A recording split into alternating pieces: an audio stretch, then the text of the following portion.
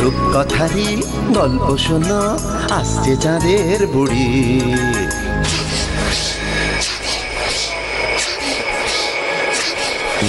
Magic man পৃথিবীতে সঙ্গে এলো তারি।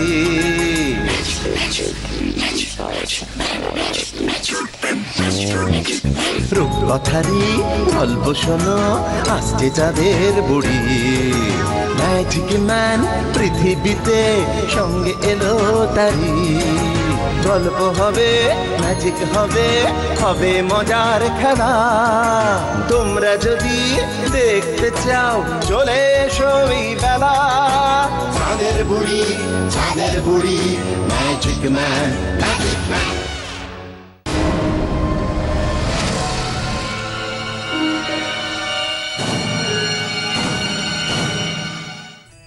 অনেক অনেক কাল আগে হংসপ্রদেশ নামে এক বিশাল রাজ্যের রাজা ছিলেন, রাজা চন্দ্র। তিনি যেমন ছিলেন প্রজাবৎসল, তেমনি ছিলেন মহাবীর। তার বিচক্ষণ মন্ত্রী, দক্ষ সেনাপতি এবং বিপুল সৈন্য নিয়ে যুদ্ধে বেরোলে জয় ছিল সুনিশ্চিত। এরকমই এক যুদ্ধ জয়ের পর এই গল্পের শুরু। আমার প্রিয় সৈন্যরা, আমাদের হংস প্রদেশের পরিধি আরো বাড়লো আজ থেকে। জয় মহারাজা চন্দ্রের জয়, জয় মহারাজা চন্দ্রের জয়, জয় মহারাজা চন্দ্রের জয়। না না, এ আমার একার জয় নয়, এ জয় হংস প্রদেশের সকলের। বলুন সবাই, হংস প্রদেশের জয়। জয় হংস প্রদেশের জয়, জয় হংস প্রদেশের জয়, জয় হংস প্রদেশের জয়। শোনো সকলে, মোহরের ঘোড়া বোঝাই হয়ে গেলেই আমরা আমাদের রাজ্যের উদ্দেশ্যে রওনা দেব। মন্ত্রী এবং সেনাপতি যোগেন্দ্র আপনাদের কাজ সম্পন্ন হলে যাত্রার নির্দেশ দেবেন। যথা আজ্ঞা মহারাজ।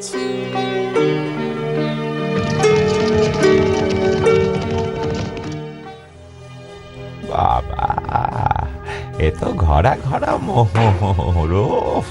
আমার হাত বড্ড নিষ্পিস করছে। এর মধ্যে থেকে আমাকে একটা ঘোড়া সরাতেই হবে। এতগুলো ঘোড়ার থেকে একটা ঘোড়া সরালে মহারাজ টেরও পাবেন না।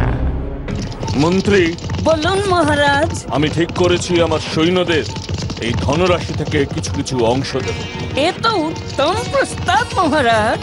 আপনি আর সেনাপতি যোগেন্দ্র এক ঘোড়া করে মোহর পাবেন। এটা আপনার মহানুভবতা মহারাজ। সবাই সুখে থাকুক, এটাই আমি চাই। যুদ্ধ জয় তো আপনাদেরই সকলের পরিশ্রমের ফল।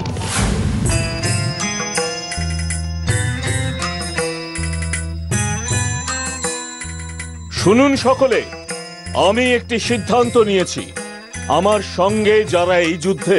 মহারাজ ক্ষমা করবেন, একটা ঘোড়া কম আছে। তার মানে? মহারাজ, আমি ঠিক 105টা ঘোড়া গুনেছিলাম, এখন দেখছি একখানা কম। সে কি? এমনটি তো হওয়ার কথা নয়। মহারাজ, এই চোরটি একটি ঘোড়া চুরি করে পালাচ্ছিল। আরে, এ তো সেনাপতি যোগেন্দ্রর ভৃত্য ভোজু। গর্দন নাও ওর। না মহারাজ, আমায় ক্ষমা করুন। আমার মুনিব আমায় এই কাজ করতে বলেছিলেন, তাই আমি একটা ঘোড়া সকলের অলক্ষ্যে সরিয়ে নিয়েছিলাম। তার মানে কি বলছো তুমি? সেনাপতি যোগেন্দ্র? হ্যাঁ মহারাজ, আপনারা প্রাসাদে পৌঁছানো মাত্র আমার মুনিব আমায় ডেকে বললেন যে একটি ঘোড়া চুরি করে বাড়ি নিয়ে যেতে। তাই সেনাপতি যোগেন্দ্র, সেনাপতি যোগেন্দ্র! ছি! মন্ত্রী, মন্ত্রী, এই দুর্বৃত্তকে মাথা ন্যাড়া করে রাজ্য থেকে বার করে দিন। আর ওর বাড়িঘর সমস্ত দখল করে নিন, আর ওর এই ভৃত্যকে কারাগারে বন্দি করুন। যথা আজ্ঞা মহারাজ। ছি ছি ছি ছি ছি ছি। আমি তো নিজেই দিতাম, তার বদলে ছি, নিয়ে যাও ওদের। এই ঘটনার পর কেটে গেল 20 বছর। ততদিনে বড় হয়ে উঠেছে রাজকুমার বিক্রম। মন্ত্রীপুত্র অজয় আর কোটালপুত্র সমরের সঙ্গে তার খুব বন্ধুত্ব। কিন্তু রাজপুত্র বিক্রম এক সময় পড়ল মহা অসুখে।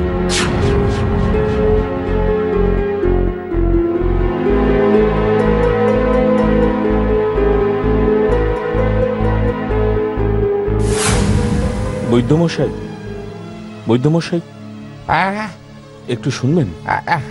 বাবা বলো। বলছি, আপনি বিক্রমকে কিরকম বুঝছেন? কি হয়েছে ওর? কেন ওর অসুখ কমছে না? সে আমি তোমাদের বললে তো তোমরা বুঝতে পারবে না। যা বলার সে মহারাজাকেই বলবো। সে আপনি যা বলবার মহারাজকে বলবেন, কিন্তু এতদিন হয়ে গেল ওর রোগটা ঠিক কি ধরতে পারলেন? বিক্রম তো দিন দিন কেমন শুকিয়ে যাচ্ছে। দেখো, ইয়ে কথা সবার সঙ্গেই আলোচনা করা যাবে না। আপনাকে বলতেই হবে বৈদ্যমশাই, আমরা বিক্রমের সবচেয়ে কাছের বন্ধু। তার মঙ্গল কামনায় সারা দিন প্রার্থনা করছি। আমাদের কাছে গোপন রাখবেন না কিছু আপনি। সব তোমরা কি করছো? তলোয়ার নামাও, নামাও, নামাও, নামাও বাবা, বলছি বলছি বলছি সব। শোনো শোনো বাবারা, এ কথা যেন 5 কান না হয়। আপনি নিশ্চিন্ত থাকুন, কেউ জানবে না। শোনো, এই রাজকুমারের গায়ে রক্তের অভাব, সে রক্ত শূন্য হয়ে পড়েছে। তার মানে? এই মানের উত্তর তো আমিও খুঁজছি বাবারা। আর যা দেখতে পেয়েছি তা হলো গিয়ে 2টো তীক্ষ্ণ সরু ক্ষত। কিসের ক্ষত? ক্ষত কিসের? গলার বাঁ পাশে 2টো সরু দাগ, খুব সম্ভবত কারোর দাঁতের। আপনি কি বলছেন কিছুই তো বোঝা যাচ্ছে না। আমিও বড় ধন্দে রয়েছি বাবারা। রাজকুমারকে নিয়মিত ওষুধ দিচ্ছি, তিনি নিয়মিত আহারও করছেন, কিন্তু ওর শরীরে রক্ত থাকছে না। আমার সন্দেহ কেউ এসে তার রক্ত শুষে যাচ্ছে। কিন্তু আমরা তো সারাদিন ওর পাশেই থাকি, তেমন কেউ তো কখনো আসেনি। তোমরা থাকো ঠিকই, কিন্তু 24 ঘন্টা তো আর পাশে থাকো না। হ্যাঁ হ্যাঁ হ্যাঁ বৈদ্যমশাই, রাতে হয়তো আমরা একটু ঘুমিয়ে পড়ি। আর এখনো কি তোমরা ওর পাশে আছো? তাই তো। অজয়, বলো। বৈদ্যমশাই এসব কি বলছেন? মহারাজ নিশ্চয়ই এর কোনো উপায় বার করবেন। চলো সমর, চলো। বিক্রমের কাছে থাকা আমাদের খুব প্রয়োজন। ঠিক বলেছ।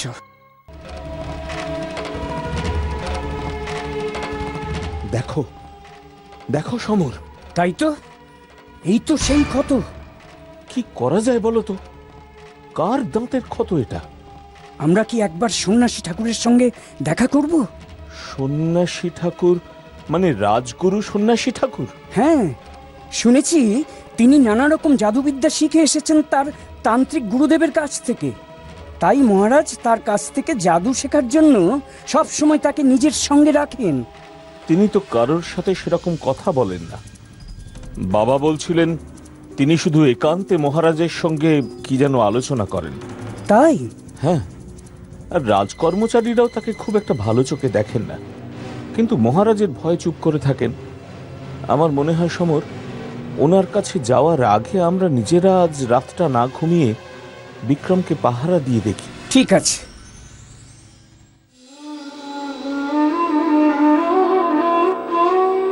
আর কতদিন লাগবে কুমারের সেরে উঠতে? কেন এত ব্যাকুল হচ্ছেন রাজা? সে আমার পুত্র, আর আমি ব্যাকুল হব না? সবই মায়া রাজা, আর এ সবই তোমার সাধু জ্ঞানী হওয়ার পরীক্ষা। যে কোনো ত্যাগের ক্ষেত্রেই অবিচলিত থাকতে হবে তোমায়। কিন্তু কুমার, আমি যোগ বলে দর্শন করেছি যে কুমারের আয়ু ফুরিয়ে এসেছে। না, আপনি তো কত রকম বিদ্যা জানেন। আপনি আমার পুত্রকে বাঁচান, আমি আমার সমস্ত সম্পত্তি উজাড় করে দেব আপনাকে। যে কোনো মূল্যেই বিক্রমকে বাঁচাতে হবে। ব্যাকুল হয়েও না রাজা, আমি যজ্ঞে বসবো, তারপর বলবো কি করা যায়। তুমি এক কলসি সোনা আমার বাড়িতে পৌঁছে দেওয়ার ব্যবস্থা করো। এই যজ্ঞে সোনা আহুতি দিতে হয়। আমি এখনই পাঠিয়ে দিচ্ছি সন্ন্যাসী ঠাকুর। ঠিক আছে, ঠিক আছে, আমি আসি। রাত অনেক হয়েছে, তুমিও যাও, ঘুমোতে যাও। সমর, হ্যাঁ, আজ আমরা দুজনের কেউ ঘুমোবো না। দেখি কে আসে বিক্রমের রক্ত খেতে। সমস্ত বিষয়টাই কেমন রহস্যজনক, অলৌকিক মনে হচ্ছে। এও কি সম্ভব বন্ধু? জানি না বন্ধু, তবে ওর গলায় ওই দাঁতের ক্ষত দুটো তো মিথ্যে নয়। যে আসবে এক কোপে তার মাথা ধর থেকে আলাদা করে দেব। কি ওটা? মনে হয় কোনো বিশাল আকারের পাখি, পুরোটা দেখাও যাচ্ছে না। অজয়, দেখো এদিকে। অজয়, অজয়, এক্ষুনি তো সজাচ্ছিল। এ কি, ঘুমিয়ে পড়লো নাকি? আরে, আমারও যে খুব ঘুম পাচ্ছে।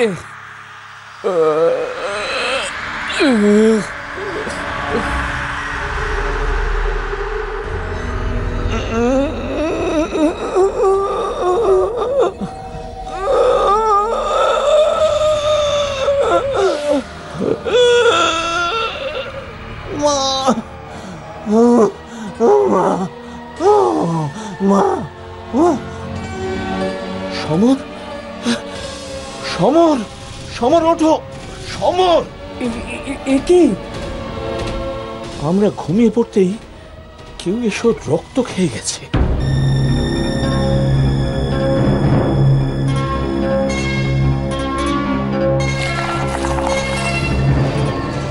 আচ্ছা আচ্ছা সমর, আমরা ঘুমে ঢলে পড়লাম কিভাবে? আর জানলার বাইরে কি যেন দেখলাম। তাই তো, আমারও যে কি ভীষণ ঘুম পেল। এ কোনো স্বাভাবিক ঘটনা হতেই পারে না। একবার কালীবাড়ির রমেন ঠাকুরের কাছে যাব। তিনি আমায় খুব স্নেহ করেন, যদি কোনো পথ দেখাতে পারেন।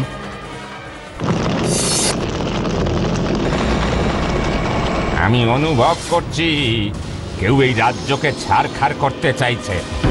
খুবই বড় একটা বিপদ আসতে চলেছে। কে সে, আর কেনই বা সে এমন করছে?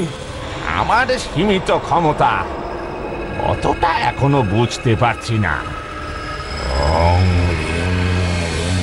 হ্রিং স্বাহা। রাজকুমারের প্রাণ বিপন্ন। এই টিপ কপালে থাকলে তোমাদের চোখে ঘুম আসবে না, বুঝলে? তোমরা এখন যাও, রাজকুমারকে পাহারা দাও। আপাতত এর বেশি কিছুই করার নেই।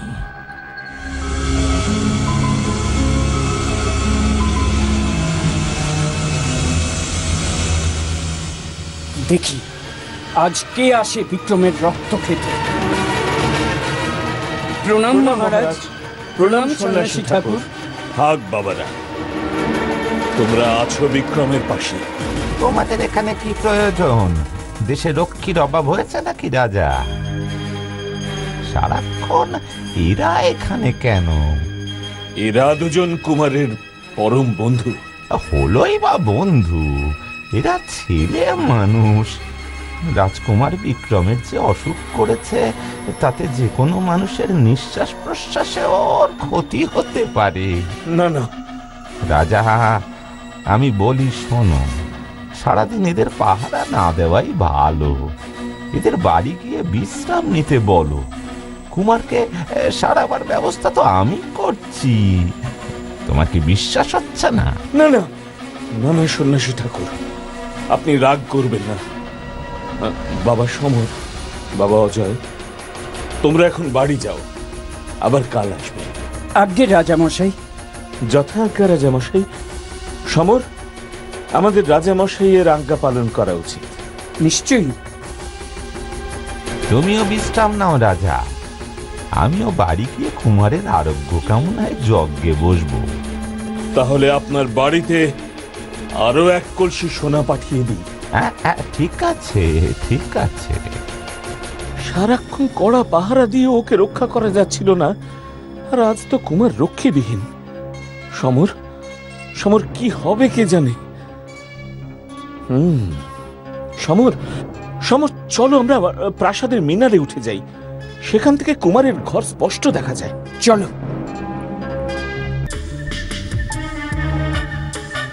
রাত কত হলো বলতে পারো? একটু পরেই ভোর হবে।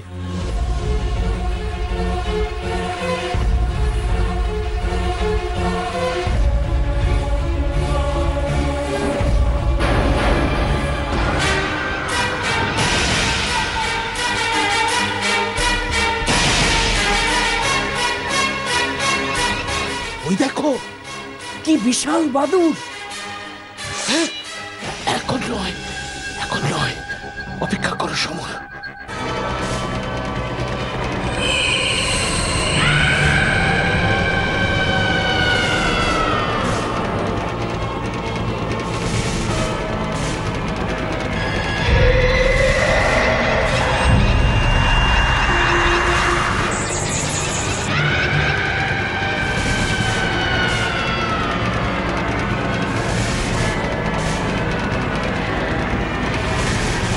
চলো, চলো সমর, আর দেরি নয়।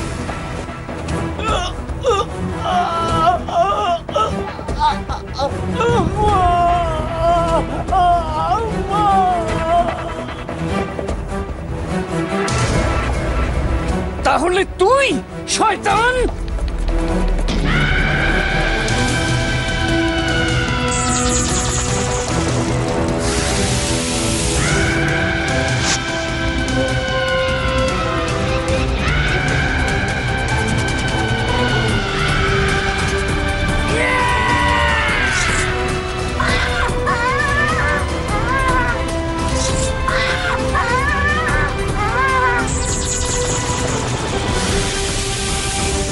যা, পালালো। এত চিৎকার কিসের? কি এটা? মহারাজ, যে কুমারের রক্ত খেতে এসেছিল তার ডানা। সে এক মায়াবী বাদুড়। আমরা তার ডানা কেটে দিয়েছি, কিন্তু সে তার আকার ক্ষুদ্র করে জানলা দিয়ে গলে পালিয়েছে। এমনকি মানুষের গলায় চিৎকারও করলো। আমাকে এক্ষুনি একবার সন্ন্যাসী ঠাকুরের সাথে পরামর্শ করতে হবে। এ মায়ার হাত থেকে তিনিই রক্ষা করবেন। আমি যাই। আমরাও যাব আপনার সাথে। বেশ, চলো।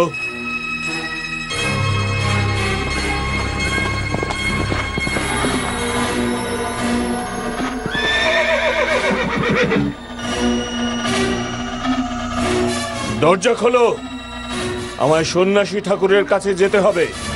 তিনি হঠাৎ অসুস্থ হয়ে পড়েছেন, তার আদেশ যেন কাউকে ঢুকতে না দেওয়া হয়। আর এক বিন্দু স্পর্ধা দেখালে গর্দন যাবে।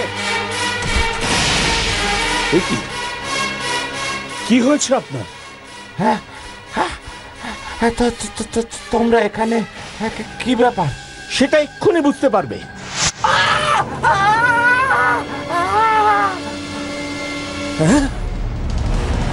সমর, সমর, এবার আওয়াজটা চিনতে পারলে? ইনি বাদুড় সেজে রোজ রাতে কুমারের রক্ত খেয়ে যেতেন, তাই আমাদের তাড়াবার জন্য ব্যস্ত হয়ে পড়েছিলেন। বল, বল, কেন করলি এরকম? বল। মনে আছে রাজা, আজ থেকে 20 বছর আগে তুমি একটা সোনার ঘোড়া চুরির দায়ে একজনকে রাজ্য থেকে বার করে দিয়েছিলে। সেনাপতি যোগেন্দ্র? আমি সেই।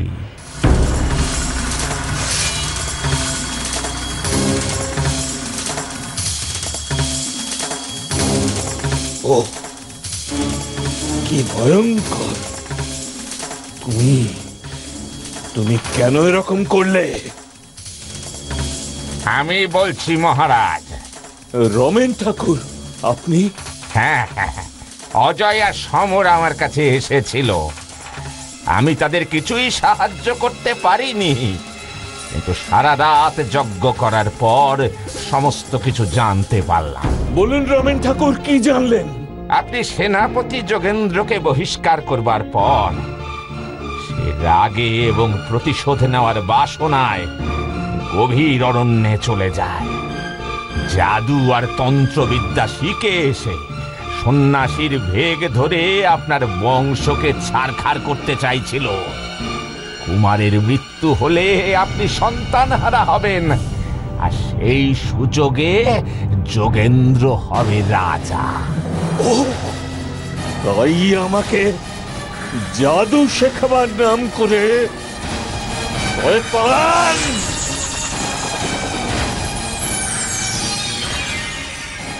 আপনি এখন নিশ্চিন্তে প্রাসাদে ফিরে যান। যোগেন্দ্র ভস্ম হয়ে গেছে, আর কোনো বিপদ নেই। বৈদ্যর ওষুধে কুমার এবার সেরে উঠবে নিশ্চয়। ধন্যবাদ, ধন্যবাদ রমেন ঠাকুর। না না না না, ধন্যবাদ এই দুই বীর যুবককে দিন মহারাজ। আজ এদের জন্যই কুমারের প্রাণ রক্ষা পেল। বেঁচে থাকো, বেঁচে থাকো বাবা অজয়, বেঁচে থাকো বাবার সম।